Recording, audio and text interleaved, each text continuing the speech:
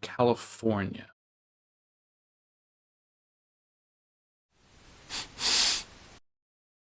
Weed.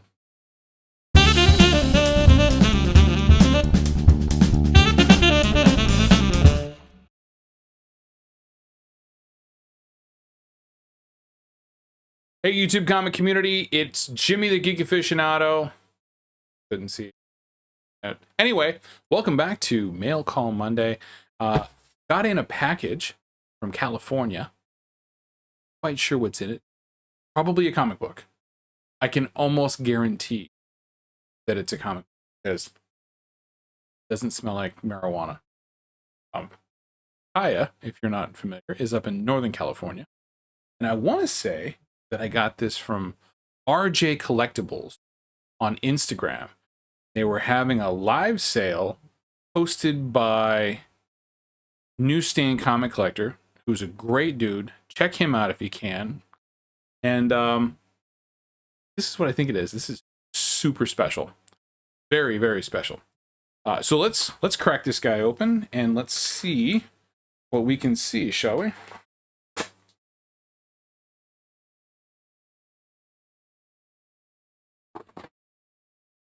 Very nice. So it's in the USPS letter, right? Flat rate envelope. Not letter, but legal. That's the one that fits the Gemini mailers. What we got here. I had to cut my thumb off. Right there. It's what I think it is. So excited. Oh yeah, it even smells like old comics.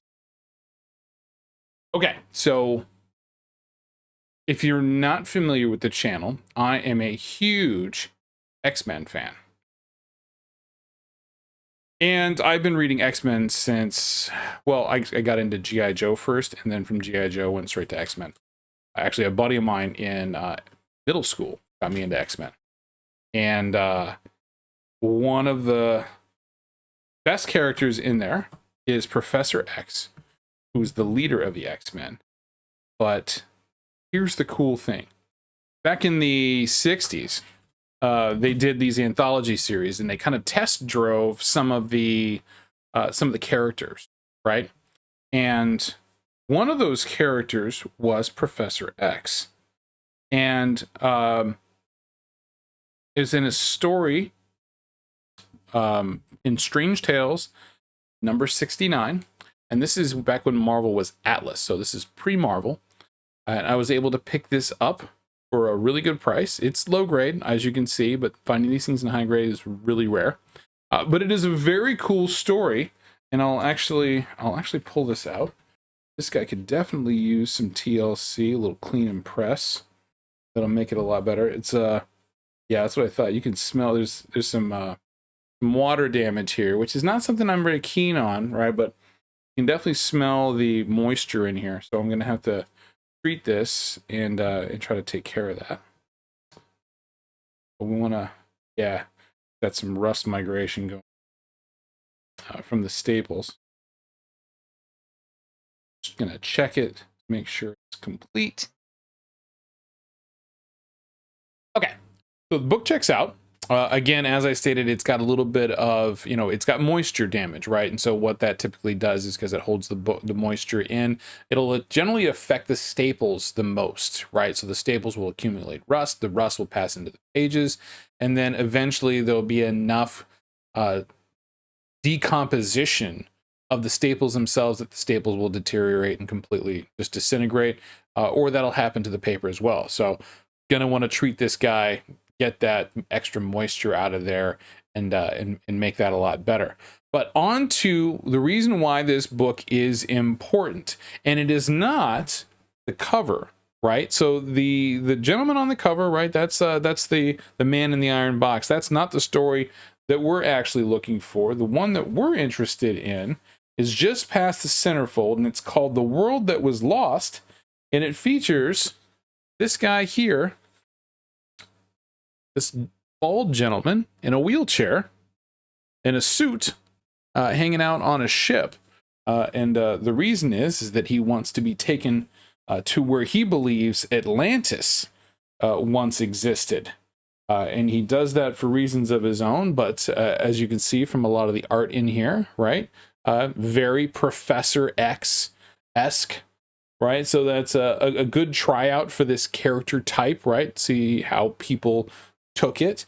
And the Strange Tales and Tales to Astonish and Tales of Suspense books all have a lot of those prototype characters. Doctor Doom, Giant Man, we got Ant-Man from there, which was like right on the cusp of going from Atlas to Marvel, right, and beginning that. So it's like the Ant-Man book, where you first meet Henry Pym, the scientist, is it's kind of like a monster book, right, which is what was going on a lot in those previous issues, and then transitioned into an actual superhero book, which is fantastic, right, once it turned over to Marvel. But super happy to have this. I mean, it's structurally it's in really good shape. I mean, obviously it's got the staining here, you know, which is a detractor, but I gotta be honest with you, if you can find these, pick them up. Sometimes it doesn't matter what condition they're in, right? This is I want to say early 60s, late 50s. Let's check what the date is on this guy. This was published in 1959, so late 50s, so barely into the Silver Age.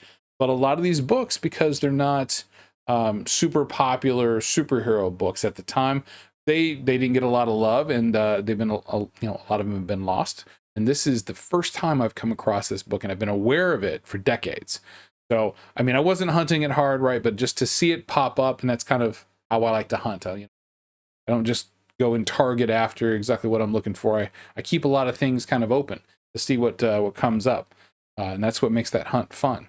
But a great pickup for me. Super happy with the book. I'll be able to press out a lot of the moisture and the defects, and be able to clean it up a little bit, and probably get it into a slab for preservation.